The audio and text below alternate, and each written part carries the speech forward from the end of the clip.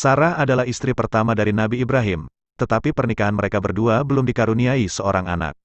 Pada saat itu, usia dari Nabi Ibrahim dan Sarah sudah terbilang memasuki usia lanjut. Sarah yang menyadari akan hal itu, kemudian memberikan izin kepada Nabi Ibrahim untuk menikah lagi dengan Hajar. Pernikahan dengan Hajar dikaruniai anak laki-laki yang diberi nama Ismail. Nabi Ibrahim melakukan hijrah ke Mekah atas dasar perintah Allah. Beliau melakukan hijrah bersama Hajar dan anaknya, Ismail. Perintah dari Allah ini muncul karena Nabi Ibrahim mengambil keputusan setelah melihat istri pertamanya kurang senang dengan kebahagiaan yang dirasakan oleh Nabi Ibrahim dan Hajar. Nabi Ibrahim meninggalkan istri beserta anaknya di bawah pohon dauhah. Sebenarnya Nabi Ibrahim tidak tega untuk meninggalkan istri dan anaknya di tempat yang sangat sunyi dan sepi itu. Tetapi semua ini karena perintah Allah. Sebelum pergi meninggalkan istri dan anaknya, Nabi Ibrahim berpesan kepada istrinya, tetap bertakwalah kepada Allah yang telah menentukan kehendak-kehendaknya. Percayalah kepada kekuasaan dan rahmat-Nya. Dialah yang memberikan perintah kepadaku untuk membawamu ke sini. Di tempat yang sunyi dan tidak ada orang selain Hajar dan anaknya. Dengan penuh kasih sayang, Hajar menyusui putranya ketika sedang haus. Namun, setelah 1 hari berada di tempat sunyi itu, persediaan buah kurma dan perbekalan air sudah mulai habis. Ketika sedih, Hajar selalu berharap agar ada orang lain yang melintas di tempat sunyi itu dan membantu diri dan putranya. Hingga pada suatu waktu, putranya Ismail tak berhenti menangis karena air susu Hajar tidak bisa keluar, sehingga rasa haus dari Ismail tak segera hilang. Untuk menenangkan Ismail, Hajar mulai pergi ke Bukit Safa dan meninggalkan Ismail di atas pasir.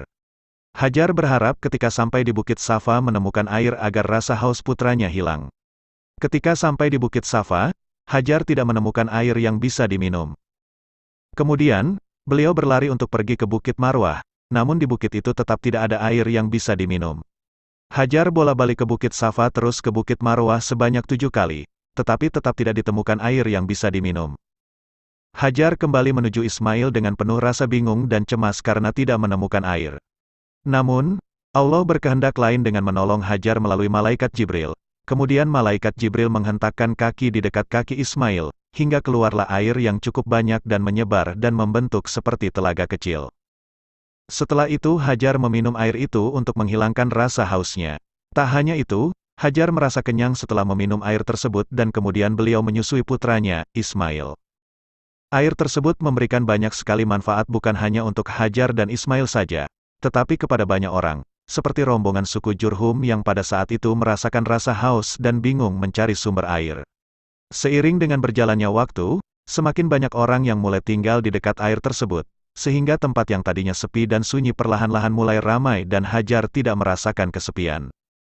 Ismail putra dari Nabi Ibrahim dan Hajar mulai bertambah umur dan ia membantu ibunya untuk menggembalakan kambing dan biri-biri ke padang Arafah. Hingga akhirnya Hajar dan Ismail kehidupannya semakin baik, sejahtera, dan aman. Hajar, Ismail dan orang-orang Mekah menjaga kesucian air Zam-Zam yang sangat suci dan dengan air Zam-Zam kehidupan masyarakat Mekah semakin menuju kebahagiaan. Adanya air Zam-Zam menunjukkan akan kasih sayang Allah kepada Hajar dan Ismail. Pada suatu waktu, Nabi Ibrahim sangat ingin bertemu Hajar dan Ismail dan beliau meminta izin kepada Sarah untuk pergi menemui Hajar dan Ismail. Setelah mendapatkan izin dari Sarah, Nabi Ibrahim pergi ke Mekah. Sesampainya di tempat yang dituju, Nabi Ibrahim terkejut karena tempat yang dulunya sepi, kini sudah ramai dan dihuni oleh banyak orang serta kehidupan dari istri dan putranya semakin baik dan sejahtera. Hajar yang melihat kedatangan dari Nabi Ibrahim sangat senang dan bahagia sekali karena setelah sekian lama tak bertemu. Nabi Ibrahim yang lelah setelah melakukan perjalanan jauh, beristirahat di Masaril Haram, sekarang Musdalifah.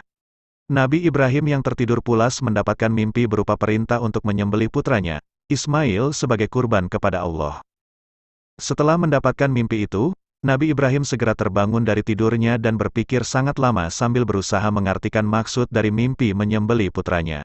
Nabi Ibrahim bermimpi hal yang sama sebanyak 3 kali.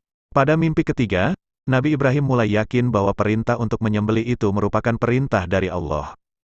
Nabi Ibrahim pun memanggil putranya dan mulai berbicara, "Anakku, ayah sangat berharap agar engkau selalu sabar dan tabah menerima perintah Allah." Ismail pun sangat ikhlas dan sabar untuk menerima semua perintah itu. Setelah mendengar semua penjelasan dari ayahnya, Ismail tetap memperlihatkan kesabaran dan ketabahan. Di perjalanan menuju tempat penyembelihan, Nabi Ibrahim dan Ismail mendapatkan banyak godaan dari iblis agar tidak melaksanakan perintah Allah. Namun, dengan penuh keyakinan, mereka berdua tetap melanjutkan ke tempat untuk menyembelih Ismail.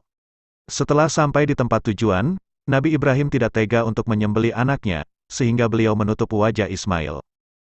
Ketika Nabi Ibrahim ingin melaksanakan perintah Allah, kemudian datanglah malaikat Jibril yang diutus oleh Allah untuk mencegah agar proses penyembelihan itu tidak terjadi. Setelah itu, malaikat Jibril mengganti Ismail dengan seekor kambing dan memerintahkan kepada Nabi Ibrahim, "Maka jadikan hari ini sebagai hari raya bagi kalian berdua dan sedekahkanlah sebagian dari daging kambing itu kepada fakir miskin."